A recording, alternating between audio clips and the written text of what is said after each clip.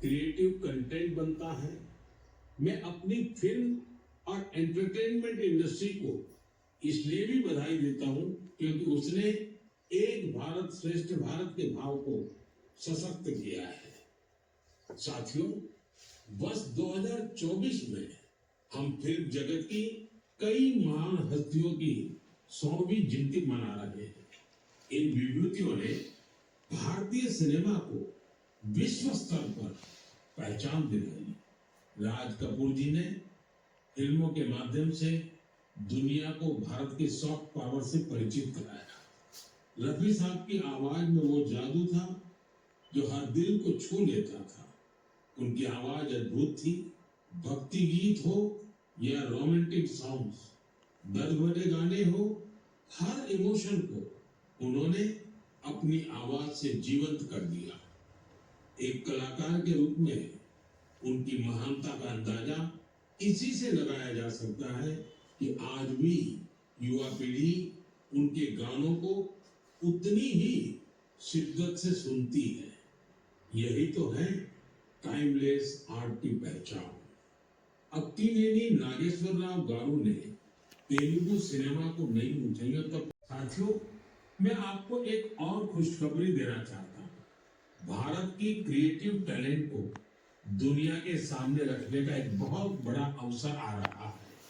अगले साल हमारे देश में पहली बार world audio visual entertainment summit यानी वेव्स समिट का आयोजन होने वाला है। आप सभी ने दावोस के बारे में सुना होगा, जहां दुनिया के अर्थ जगत के महारथी जुड़ते हैं। उसी तरह वेव्स समिट में दुनिया भर के $1 ट्रिलियन इकोनॉमी की ओर बढ़ रहे हैं।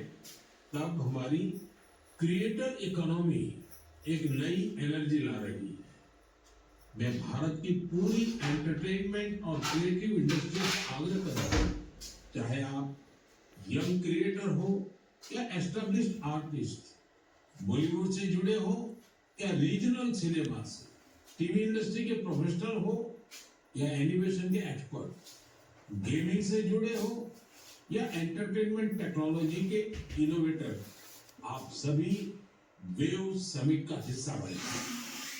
मेरे प्यारे देशवासियों, आप सभी जानते हैं कि भारतीय संस्कृति का प्रकाश आज कैसे दुनिया के कोने कोने में फैल रहा है। आज मैं आपको 3 भारत द्वीपों से ऐसे प्रयासों के बारे में बताऊंगा जो हमारी सांस्कृतिक विरासत के वैश्विक विस्तार की गवाह है। ये सभी एक दूसरे से मिलो दूर हैं, लेकिन भारत को जानने और हमारी संस्कृति से सीखने की उनकी ललक एक जैसी है। साथियों, पेंटिंग का संसार जितना रंगों से भरा होता है उतना ही खूबसूरत होता है। आप जैसे जो लोग टीवी के माध्यम से मन की बात से जुड़े हैं, वे अभी कुछ पेंटिंग्स टीवी पर देख भी सकते हैं। इन पेंटिंग्स में हमारे देवी देवता, नृत्य की कलाएं और महान विभूतियों को देखकर आपको बहुत अच्छा लगेगा। इनमें आपको भारत में पाए जाने भी बड़ी संख्या में पहुंच रहे हैं। एरिका ह्यूबर ने भले ही इंजीनियरिंग की पढ़ाई की हो, लेकिन उनका मन तो आयुर्वेद में ही बसता है। उन्होंने आयुर्वेद से जुड़े कोर्सेज किए थे और समय के साथ भी इसमें पारंगत होती चली गई। साथियों, ये हमारे लिए बहुत गर्व की बात है कि दुनिया की सबसे प्राचीन भाषा तमिल है और हर हिंदुस्तानी को इसका गर्व है। दुनिया भर के देशों में इसे सीखने वालों की संख्या लगातार बढ़ रही है। पिछले महीने के आखिर में फिजी में भारत सरकार के सहयोग से तमिल टीचिंग प्रोग्राम शुरू हुआ। बीते 80 वर्षों में यह पहला अवसर है जब फिजी में तमिल के ट्रेन टीचर्स इस भाषा को सिखा रहे हैं। मुझे ये जानकर अच्छा लगा कि आज फिजी के स्टूडेंट्स तमिल भाषा और संस्कृति को सीखने में काफी दिलचस्पी ले रहे हैं। साथियों, ये बातें ये घटनाएं सिर्फ सफलता की कहानियां नहीं है, ये हमारी सांस्कृतिक विरासत की भी गाथा है। ये उदाहरण हमें गर्व से भर देते हैं। आर्ट से आयुर्वेद तक और लैंग्वेज से लेकर म्यूजिक तक भारत में इतना कुछ है जो दुनिया में छा रहा है। साथियों, सर्दी के इस मौसम में देश भर से खेल और फिटनेस को लेकर कई एक्टिविटीज हो रही हैं। मुझे खुशी है कि लोग फिटनेस को अपनी दिनचर्या का हिस्सा बना रहे हैं।